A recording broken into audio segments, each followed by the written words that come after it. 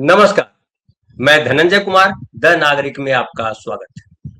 हम अक्सर राजनीति पर बात करते हैं, समाज के ऊपर या राजनीति और समाज के निर्माण के लिए जो सबसे जरूरी विषय है साहित्य, उस पर हम बेहद कम बात कर पाते हैं। हमने सोचा कि इस पर भी कम से कम साप्ताहिक एक चर्चा करें, साहित्य को समझें और साहित्य क्यों जरूरी है हमारे समाज के। पर्सनली तौर पे अगर मैं कहूँ, व्यक्तिगत तौर पे मैं कहूँ, तो मुझे लगता है कि बिना साहित्य के इंसान जो है वो जानवर के समान ही है। बहुत बचपन में हमने एक पढ़ा था श्लोक, साहित्य संगीत कला विहीन साक्षात पशुपुच्छ विषानहीन। साहित्य संगीत और कला से विहीन मनुष्य पशु के समान है, और वो भी पूंछहीन पशु के समान है। पूंछ जो है आमतौर पे क्या काम करती है? पशु जो है पूंछ से भगाया करते हैं, मक्खियों की या अनवांटेड चीजों को भगाते हैं। तो साहित्य हमें जो है चैतन्य बनाता है। तो साहित्य पे तो बहुत कुछ लिखा गया है, बहुत कुछ बोला गया है, लेकिन साहित्य में भी एक और भेद हुआ साहित्य का, दलित साहित्य कहा गया। दलित साहित्य वो था जो कहा गया कि जो दलित हैं, जो पीड़ित हैं, जो सबसे जातीय जो आधार है हमारे समाज का, उसमें उनको जो है मनुष्य के तौर पर भी नहीं देखा गया, उनकी पीड़ाओं को नहीं समझा गया, उनको मनुष्य के तौर पर नहीं देखा गया। उसको लेकर के दलित साहित्य रचा गया, और उसमें ओम प्रकाश वाल्मीकि जी की बड़ी चर्चा होती है। तो दलित साहित्य को हम समझेंगे और उसके तमाम बिंदुओं को हम अलग अलग एपिसोड्स में शामिल करेंगे, और केवल दलित साहित्य नहीं बल्कि धीरे धीरे साहित्य के तमाम पहलुओं को हम समझने का प्रयास करेंगे। और इसलिए कि हमारे साथ देखिए जो है जगदीश्वर सर है। सर नमस्कार, आपका स्वागत है।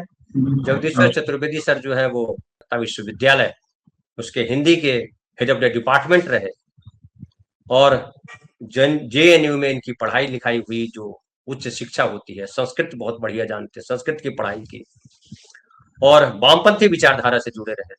80 से ज्यादा किताबें लिखी है, और किताबें डिफरेंट जो है, केवल साहित्य पे नहीं है बल्कि वो टेलीविजन मीडिया संचार माध्यमों पर भी किताबें लिखी है, बड़ी चर्चित किताबें लिखी हैं, शुरुआती किताबें लिखी हैं। संचार माध्यमों की शुरुआत में हिंदी में बहुत रेयर किताबें थी, और उसमें प्रतिष्ठित किताब जगदीश्वर सर ने लिखी। तो सर से हमने निवेदन किया कि सर आप हमारी मदद करें कृपया, और हमारे जो दर्शक हैं, हमारे जो साथ हमारे चैनल को देखते हैं, उनका साहित्य से भी जुड़ाव हो और साहित्य को समझने में उनको हम मदद कर सकें। इसके लिए आप आए और एक शिक्षक की तरह, एक प्रोफेसर की तरह हमको समझाएं।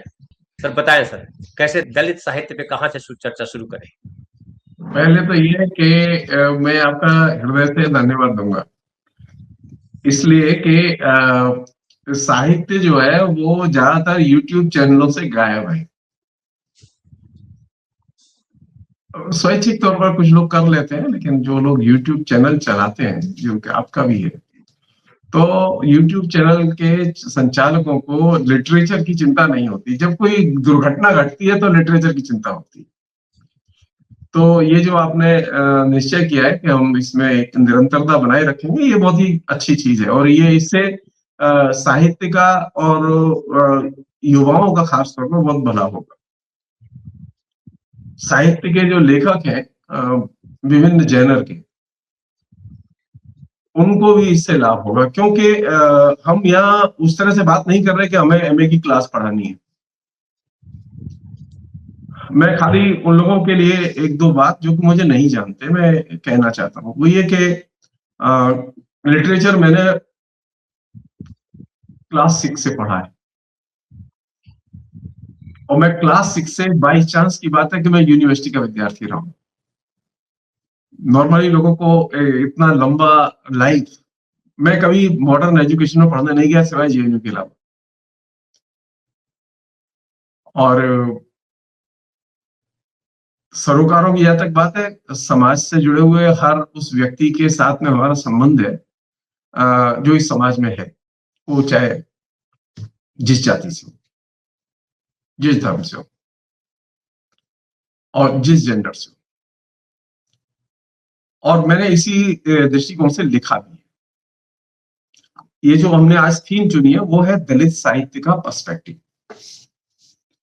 दलित साहित्य का पर्सपेक्टिव हम जब कह रहे हैं तो उसका एक पीछे एक बड़ा कारण है कि फिलहाल जो है वो कुछ लोगों के लिए दलित साहित्य फैशन की चीज है, मेरे लिए फैशन की चीज नहीं।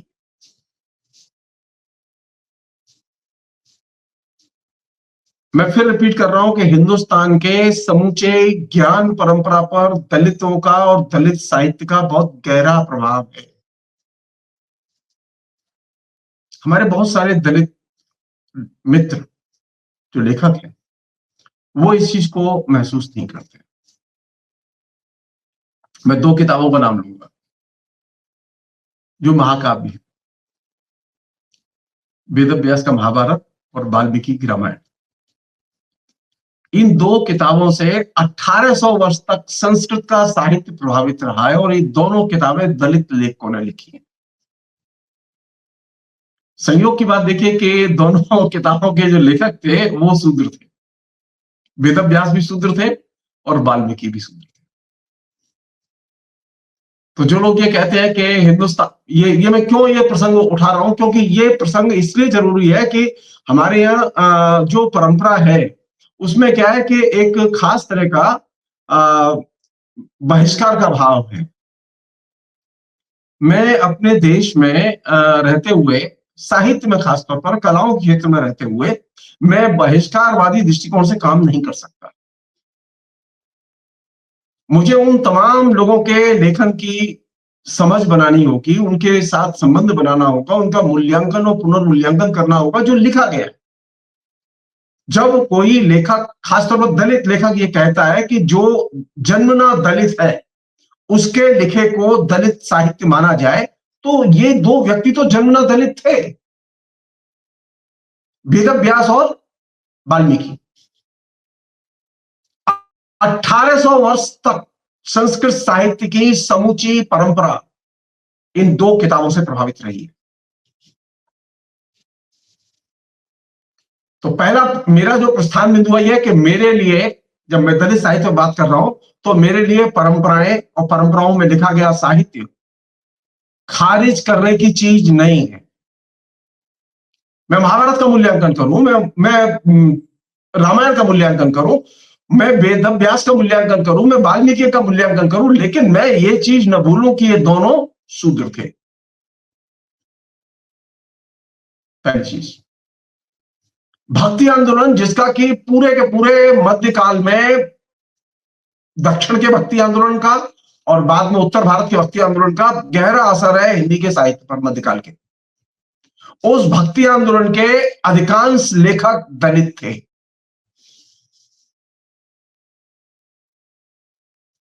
कौन पढ़ता है उनको? कौन सुनता है उनके गीत? कौन गाता है उनके भजन? ये देश गाता है।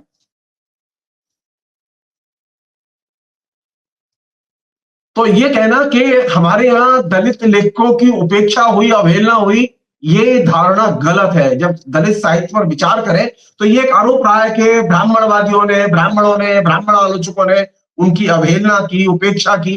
नहीं, अगर उपेक्षा और अवहेलना की होती तो फिर ये इतने दलित लेखक आए कहां से? और आए थे तो फिर ये साहित्य में दाखिल कैसे हुए? किसने दाखिल किए? साहित्य के इतिहास तो दलितों ने नहीं लिखे थे। संस्कृत साहित्य का इतिहास भी दलितों ने नहीं लिखा और हिंदी साहित्य का इतिहास भी दलितों ने नहीं लिखा। और दोनों के लेखक जो है वो संयोग से वे लोग थे जो सवर्ण कहलाते थे। लेकिन उन लोगों ने जो चीज लिखी, जिस पर के कायदे से हम लोग ध्यान दें, वो दलित लेखकों को प्रतिष्ठित किया।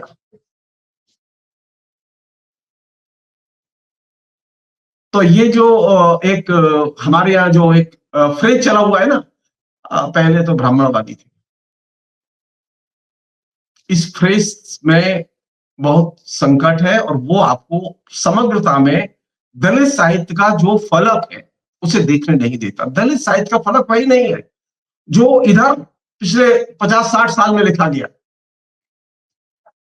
जब मैं दलित साहित्य की बात कर रहा हूं तो मेरे सामने उसका एक विराट फलक है। उसमें एपिक रचनाएं भी आती हैं, उसमें मध्यकाल में भक्ति आंदोलन की रचनाएं भी आती हैं, उसमें वे रचनाएं भी आती हैं जो कि फ्रीडम मूवमेंट के दौरान लिखी गई, और वे रचनाएं भी आती है जो 19वीं शताब्दी में लिखी गई रेनेसां से प्रभावित होकर, और वे रचनाएं भी आती हैं जो कि आजादी के बाद लिखी गई। दिक्कत यहां है, जब दलित साहित्य का पर्सपेक्टिव बनाएंगे तो पहला पर्सपेक्टिव का जो प्रस्थान बिंदु ये कि आप दलित साहित्य का कितना बड़ा फलक बनाते हैं। चीजों को आप जितने बड़े फलक पर देखेंगे उतनी ही साफ दिखाई देंगी।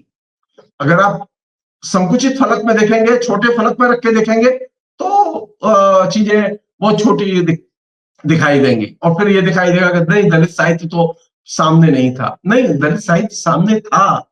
दलित साहित्य पर सबसे ज्यादा लोगों ने लिखा और दलित साहित्य से सबसे ज्यादा लोग प्रभावित हुए। अगर ये एक साधारण सी बात, जो कि बहुत महत्वपूर्ण बात है, कि जो जन्मना दलित है वही दलित साहित्य का लेखक हो सकता है, अगर ये बात मानते हैं तो भक्ति आंदोलन के कवि दक्षिण के और उत्तर भारत के, और वाल्मीकि और वेदव्यास, ये एक बहुत बड़ा कैनवास बनाते हैं दलित साहित्य का, और राष्ट्रीय कैनवास बनाते हैं, जिसे हम लोग कहते हैं दलित साहित्य का भारतीय फलक निर्मित करते हैं। जाहिर है कि जब एपिक पढ़ेंगे तो उसका पर्सपेक्टिव अलग होगा, दक्षिण भारत के भक्ति आंदोलन को पढ़ेंगे उसका पर्सपेक्टिव अलग होगा, और मध्यकाल पढ़ेंगे तो उसका पर्सपेक्टिव अलग होगा। और अब जब मैं आपसे बात कर रहा हूं दलित साहित्य की, तो उसका पर्सपेक्टिव एकदम अलग होगा। यही एपिसोड में आज से अगर 15 साल पहले कर रहा होता, मैं पढ़ाता था,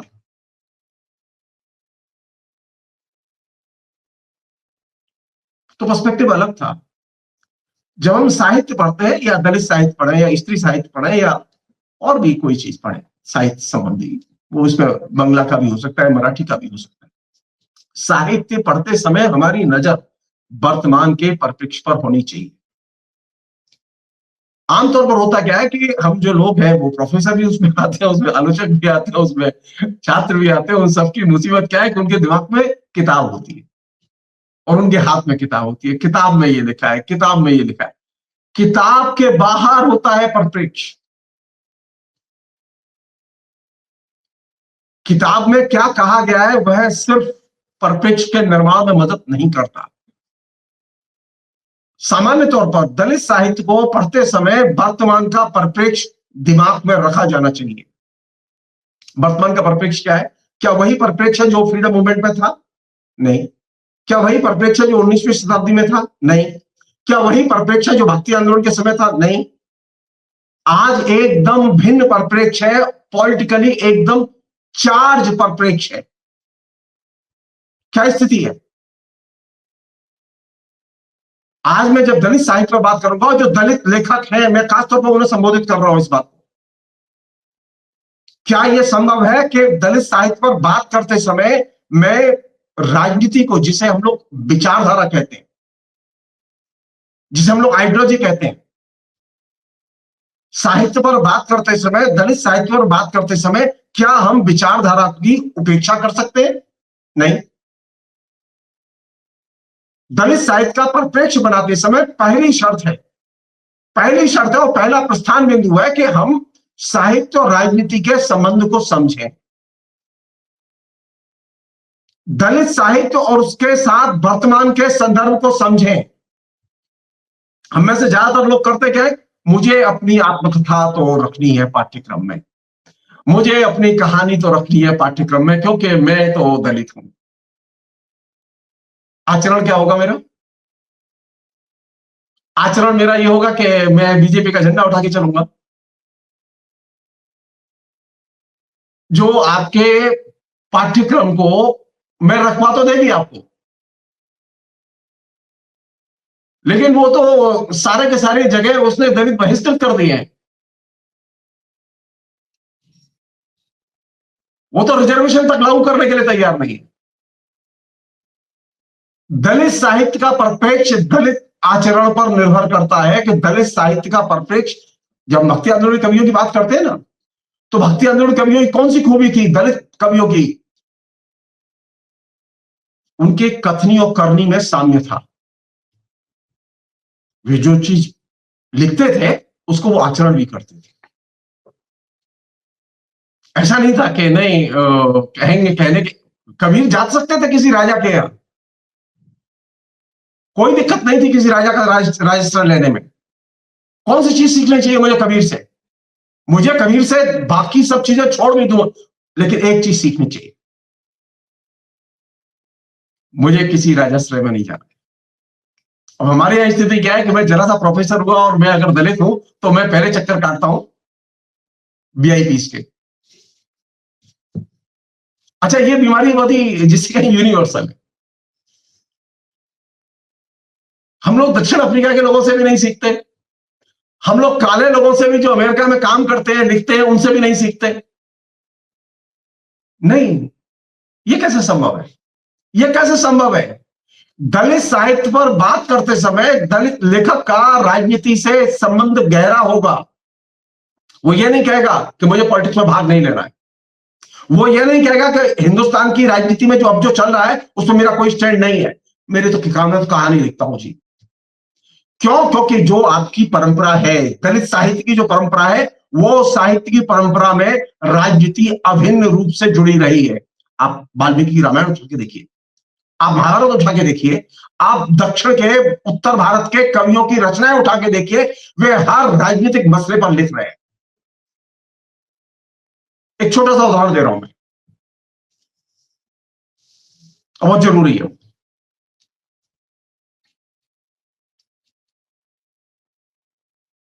आज हम सेकुलर कॉन्स्टिट्यूशन में है ना, 47 में आए। कबीर ने क्या शादी की थी? एक। कबीर के जमाने में तो कई पत्नी रखने की प्रथा थी। किसी भी भक्ति आंदोलन के कवि ने, दक्षिण भारत के वो जो 5वीं शताब्दी में आलवार संत हो, या फिर उत्तर भारत के जो 12वीं 13वीं 14वीं शताब्दी के संत हो, किसी भी कवि ने जो भक्ति आंदोलन के कवि थे, एक से अधिक शादी नहीं की, एकल विवाह। क्या देखूं मैं? क्या सीखूं मैं? हिंदुस्तान का जो संविधान जो आज आपके बीच में है, जो कि इस बात पर जोर देता है कि एकल विवाह होना चाहिए, किसने निर्मित की यह परंपरा? राजाओं ने निर्मित नहीं की, हिंदू राजाओं ने निर्मित नहीं की, मुस्लिम राजाओं ने निर्मित नहीं की, उनकी तो अनेक शादियां थी। समाज में 47 के पहले अनेक विवाह करने की प्रथा थी। भक्ति आंदोलन कवियों ने कौन सी चीज दी मुझे? आज मैं बात कर रहा हूं तो मैं इस चीज को मैं समझूं कि भक्ति आंदोलन के कवियों ने मुझे एक बहुत महत्वपूर्ण चीजें दी हैं, जिन्हें अब हम करते क्या है, हम पद खोजते हैं। किस पद में क्या कहा है? अरे पद नहीं, पद के अलावा उसका आचरण देखो। आचरण क्या है? आचरण यह है कि वह एकल विवाह की परंपरा पर 5वीं शताब्दी में जोर दे रहा है। वो आधुनिक भारत देख रहा है। एक बड़ा कवि, उसका दृष्टिकोण यहां से देखा जाना चाहिए कि उसका विजन क्या है, वो कौन सी बड़ी समस्या को उठा रहा है। तो ये जो भक्ति आंदोलन के कवि जिन पर हम लोग गर्व करते हैं, और जो शानदार गर्व करने लायक है भी, वो चाहे उनकी साहित्य की कला की कसौटी पर उतनी अच्छी रचनाएं न हो, दृष्टिकोण तो बहुत शानदार है। पहली चीज, एक दलित लेखक को राजाश्रय नहीं चाहिए। दक्षिण भारत के दलित कवियों ने राजाश्रय स्वीकार नहीं किया और न राजाश्रय में गए, और न उत्तर भारत के हिंदी के कवियों ने राजाश्रय स्वीकार किया और न राजाश्रय में गए। आधुनिक काल के दलित कवियों और लेखकों को यह चीज सीखनी चाहिए कि वे राजाश्रय में न जाएं, वो चाहे जो भी हो, वो कांग्रेस हो, बीजेपी हो, सीपीएम हो, वगैरह वगैरह। दलित की मुक्ति राजाश्रय में नहीं है।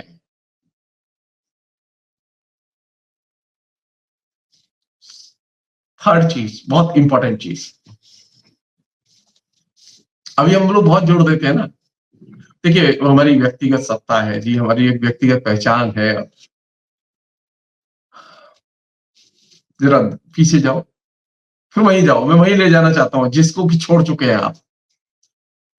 वे भक्ति आंदोलन के लेखक वो सिंगल है, अपनी निजी पहचान और निजी अभिव्यक्ति, उस पर सबसे ज्यादा जोर है उनका।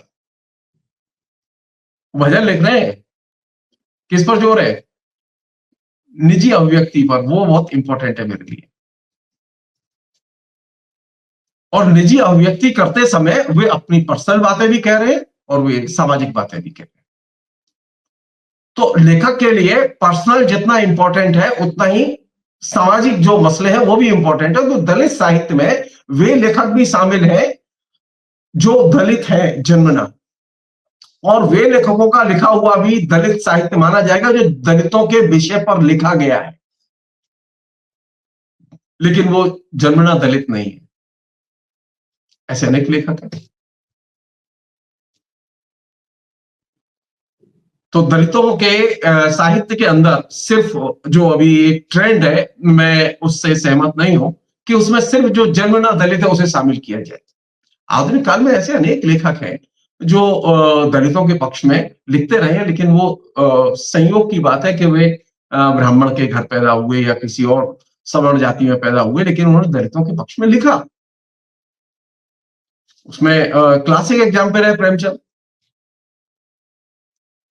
उन्होंने सबसे ज्यादा दलितों के बारे में सबसे शानदार चीजें लिखी।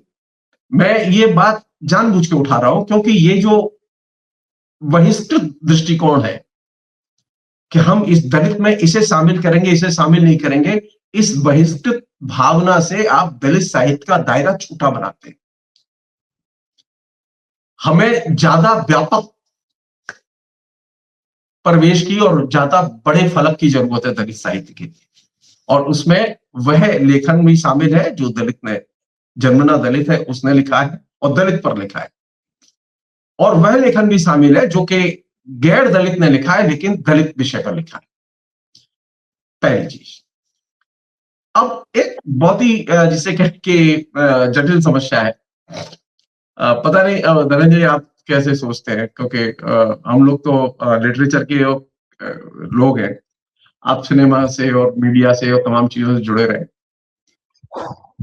आप जब फिल्म देखते हैं तो आपको फिल्म देख के कोई जब फिल्म बहुत अच्छी लगती है तो फिर दोबारा देखने की इच्छा करती है, या अंदर से ये इच्छा होती है कि मजा आ गया। वो चाहे आक्रोश जैसी फिल्म हो, लगता है कमाल की यार, कमाल की फिल्म। मतलब फिल्म देखने के बाद में आपके अंदर नफरत पैदा नहीं होती। कला का काम है, साहित्य का काम है आनंद की सृष्टि करना। अगर दलित साहित्य सचमुच में साहित्य है, जो कि है, तो उसका काम है आनंद की सृष्टि करना। कबीर के भजन सुनते हैं ना, आनंद आता है ना। जब भीमसेन जोशी कबीर के भजन गाते हैं और हम सुनते हैं तो कहते हैं वाह, बहुत बहुत बहुत शानदार, बहुत शानदार। नफरत नहीं होती, अपमानित महसूस नहीं करते। साहित्य जब पढ़ते हैं, जो दलित साहित्य पढ़े, स्त्री साहित्य पढ़े या साहित्य इन जनरल पढ़े, तो हमारे अंदर आनंद की सृष्टि होती है। इवन इवन आप एशियन पीरियड में जाइए,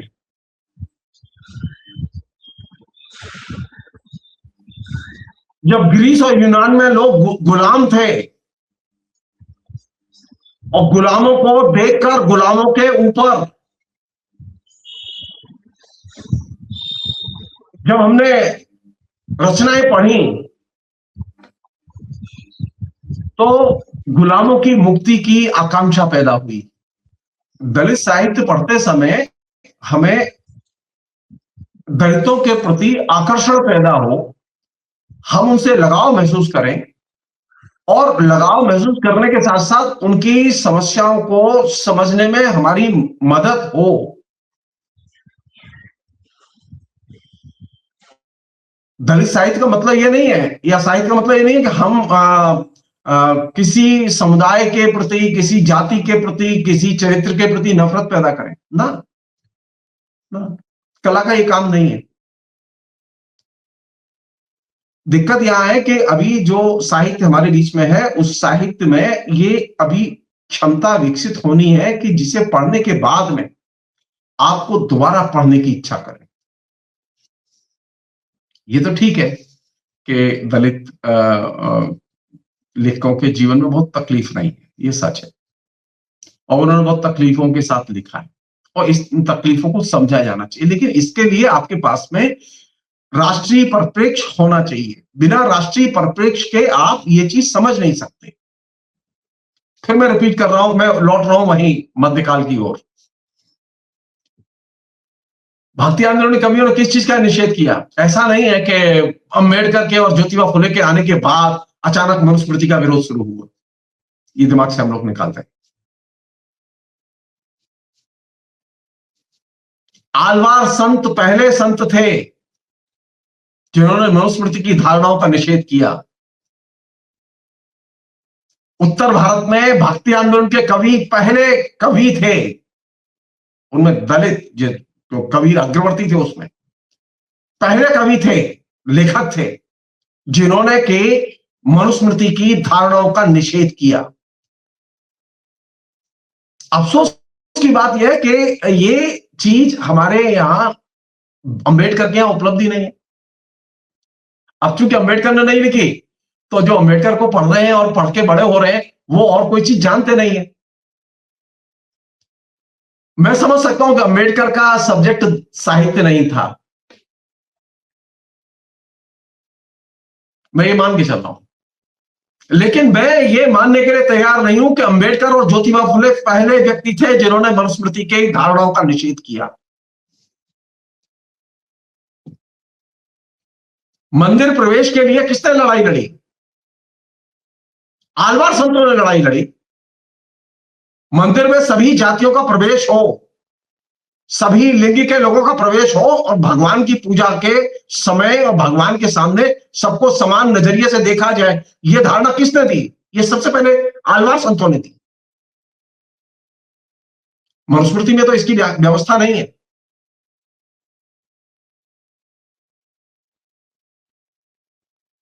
कबीर ने ये शुरुआत की, इसलिए ये हम लोगों के बीच में जो एक मिसकंसेप्शन है, उस मिसकंसेप्शन से बचना चाहिए कि नहीं आधुनिक काल में मनुस्मृति से लड़ाई। अरे मनुस्मृति से लड़ाई शुरू हुई थी बहुत पहले और लड़ाई लड़ी गई, तरह तरह से लड़ी गई, खासतौर पर जन्म भाषाओं के साहित्य में। और उन लोगों ने जो कि दलित थे, उन लोगों ने अपने तरीके से लड़ाई लड़ी और उसके पहले स्वयं महात्मा बुद्ध इसकी नींव रख चुके थे। अच्छा, होता क्या है कि जब हम बात करते हैं तो महात्मा बुद्ध को मनुस्मृति के खिलाफ हम जिक्र नहीं करते। हमारी गाड़ी शुरू होती है ज्योतिबा फुले, सावित्रीबाई फुले, अंबेडकर और इसके बाद खत्म हो जाती है, और फिर तो हमें नहीं, इतना छोटा पर्सपेक्टिव नहीं बनाया जाना चाहिए। दलित लेखकों की सबसे शानदार चीज थी जिसे कायदे से आत्मसात किया जाए, उनकी आखिरी बात जो आज के एपिसोड के संदर्भ में कह रहा हूं, वो ये कि वे दूसरे धर्म और संप्रदाय की अच्छी चीजों को उन्होंने आत्मसात किया था। उनके अंदर उनको खारिज करने का भाव नहीं था। कभी कहीं पर भी दक्षिण के भी और उत्तर भारत के भी किसी भी संत ने किसी भी जाति के खिलाफ में नहीं लिखा। दलित साहित्य में बात हो रही है ना, तो दलित साहित्य में बात करते समय नानक पर क्यों नहीं बात करते हम लोग? नानक पहला बड़ा कवि है इस इलाके का, उत्तर भारत का, जो मुझे जाति भेदभाव से खिलाफ लड़ने का मैसेज देता, उससे प्रभावित कबीर हुए। अब होता क्या है कि अब हम नानक की बात नहीं, देखिए अब नानक से प्रभावित होकर सिख समुदाय बना, सिख धर्म बना, और सिख धर्म में जाति प्रथा नहीं है। कहां था ये सिख समुदाय और सिख धर्म? ये नॉर्थ इंडिया में ही था। तो नानक का जिक्र क्यों नहीं आता हमारे बीच में? जब हम परंपरा की बात करते हैं तो हम परंपरा में नानक को क्यों भूल जाते हैं? नानक की भूमिका क्यों भूल जाते हैं? मैं ये जो जिसे कहे कि आलोचना की भाषा में, ये मैंने बहुत ही लिक्विड और सरल ढंग से ये बात रखी है। आलोचना की भाषा में हम जिसे कहे कि मुझे अनुपलब्ध को खोजना होगा।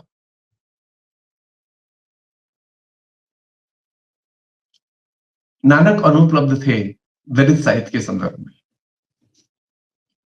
भक्ति आंदोलन अनुपलब्ध है, भक्ति आंदोलन को खोजना होगा मुझे दलित साहित्य के संदर्भ में। मुझे दक्षिण भारत के भक्ति आंदोलन को खोजना होगा दलित साहित्य के संदर्भ में। बहुत ही संकेत में सूचना दे रहा हूं मैं खाली। जी जी जी। तो बहुत बहुत परिप्रेक्ष्य ये जो आपने संदर्भ आज रखा बहुत महत्वपूर्ण है, और ये प्रस्तावना के तौर पे एक एक एक एक एक एक जस्ट सूचना पास कर रहा हूं मैं। जी। मैं मंदिर वाला हूं और मैं गर्व से कहता हूं मैं मंदिर वाला हूं, मैं तो वही कुछ शर्म है नहीं। भक्ति आंदोलन के कवियों ने, मैं अंडाल थी दक्षिण में, और वो शूद्र थी, और उसने खुल के लिखा कि मैं कृष्ण से प्यार करती हूँ, और बहुत शानदार उसने जिसे कहें श्रृंगारी कविताएं लिखी, बहुत ही शानदार। मेरे पास में दक्षिण भारत के सभी लेखकों की, जो दलित लेखक थे, अलवार संत, सबकी रचनाएं हैं, मैंने पढ़ी है। मैं उधर घूमा भी, और मैं देख के दर्द रह गया कि एक 700 साल पुराना मंदिर,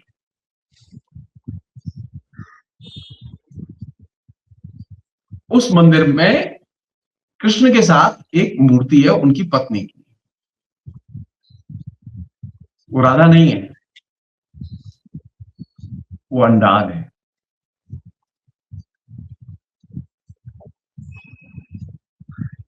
अब आप सोचिए, आपने अभी तक इस इलाके में कृष्ण को प्यार करने वाली, कृष्ण से पे बलिहारी मीरा की मूर्ति कृष्ण के साथ नहीं लगाई। कृष्ण के बारे में मीरा ने भी लिखा उसी तरह कि मैं कृष्ण को बहुत प्यार करती हूं, मैं हरि को बहुत प्यार करती हूं।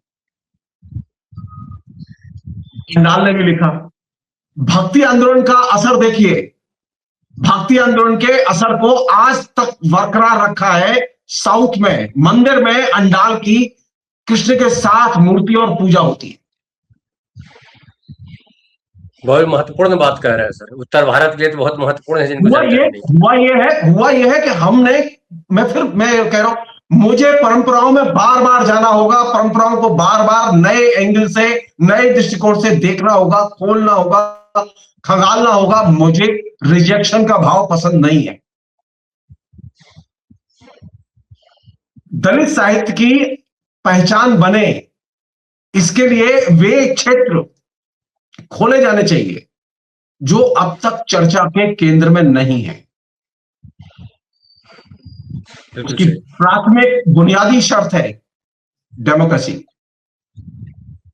मुझे साहित्य में भी लोकतंत्र चाहिए, सिर्फ राजनीति में नहीं। मुझे दलित साहित्य में भी लोकतंत्र चाहिए, और साहित्य में भी लोकतंत्र चाहिए, और स्त्री साहित्य में भी लोकतंत्र चाहिए। ये संभव नहीं है कि मुझे राजनीति में तो लोकतंत्र चाहिए जी, मुझे यूनिवर्सिटी में लोकतंत्र चाहिए, लेकिन दलित साहित्य में मुझे दलित ही चाहिए, खाली लोकतंत्र नहीं चाहिए। नहीं, लोकतंत्र जब होगा तो वहां बहिष्कार की नीति लागू नहीं होगी। नहीं हो, लोकतंत्र में सब अपने हैं, सब अपने हैं, कोई पराया नहीं। ये जो मैं और तुम का जो डिवीजन है, ये नहीं होगा। और यही साहित्य के पठन पाठन की पद्धति का सबसे महत्वपूर्ण आधार हो सकता है। फिलहाल इतना ही रखें हम लोग जी। तो बहुत बहुत धन्यवाद सर। ये चीज हम जारी रखेंगे। हम जो हमारे दर्शक है, हम उन्हें बता रहे हैं कि ये अभी सिलसिला शुरू किया है धनंजय जी ने, और ये सिलसिला अभी चलेगा, ये थमेगा नहीं, क्योंकि धनंजय जी की आदत है कि वो थमते नहीं है। तो ये अब थमेगा नहीं, क्योंकि इसमें अनेक प्रश्न ऐसे हैं जो दलित साहित्य से जुड़े हुए हैं, दलित आलोचना से जुड़े हुए हैं, वो आएंगे। उसके बाद में हम लोग स्त्री साहित्य और स्त्री आलोचना से जुड़े हुए प्रश्नों को लाएंगे, और ये पहले हम ये 2 क्षेत्र हम कवर करेंगे, उसके बाद में फिर नए क्षेत्र में जाएंगे। फिलहाल इतना ही। बहुत बहुत शुक्रिया, थैंक यू। बहुत बढ़िया सर, आपने बता भी दिया, जो मेरी बात थी आपने कर दी। और जो आप देख रहे हैं, आप तमाम साथियों से निवेदन है कि इसको शेयर भी कीजिए, और इस पर आपके मन में जो सवाल उठते हैं सर ने बड़ा अच्छा किया, मुझे शुरुआत में बोलते हुए ही बता दिया था कि धनंजय आप हिचकना मत, आप ये समझना कि आप शिष्य हो। तो जब हम शिष्य बन जाते हैं तो हमें सवाल जो हमारे मन में जिज्ञासाएं हैं उसको प्रकट करने में कोई दिक्कत नहीं होती। वो आदर भाव के साथ आप अपने सवाल रखिए और वो सवाल जो है लगेगा कि इस संदर्भ से जुड़े हुए हैं, तो उस सवाल का जवाब भी जो है हम जगदीश्वर सर से लेंगे। तो बहुत बहुत धन्यवाद सर आपका कि आप आए और आपने इतनी चर्चा की, और ये क्रम बना रहेगा जैसा कि आपने भी कहा। और आप तमाम साथियों का बहुत बहुत आभार। आप लिखिएगा जरूर कि आपको कैसा लगा। बहुत बहुत धन्यवाद।